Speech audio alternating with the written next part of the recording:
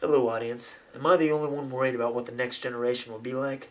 Today's generation has been pegged as lazy and entitled, and for the most part, it holds true.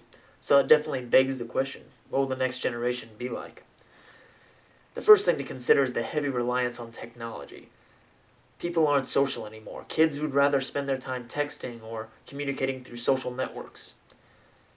Of today's youth, 98% have accounts on Facebook. In total, 700 billion minutes are spent on Facebook every month. Social networks are a total lack of privacy. They decrease one's productivity and they create false relationships in one's life. Now, social networks aren't the only problem. Texting has also taken the world by storm.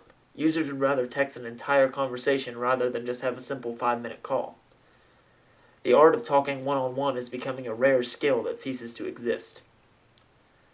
Another problem is overexposure. Not that long ago, television shows were hardly able to have any sexual innuendos. Now there are hardly any restrictions on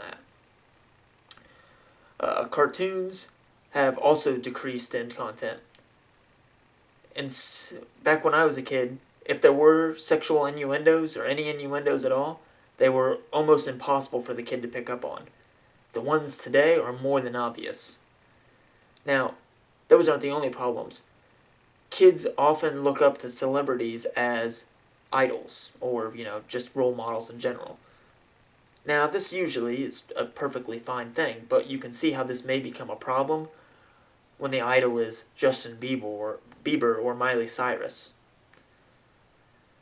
But the main important aspect that is causing this is the very obvious decline in parenting. Kids no longer want to have to look after their kids. They would rather buy them mature rated video games or buy them a cell phone so they can text and leave them alone. If parents would monitor their kids, none of the things I've mentioned before would be a problem. Having kids is a privilege, not a right. If you're going to have kids, you need to instill them with the morals that will make them a functioning member of society.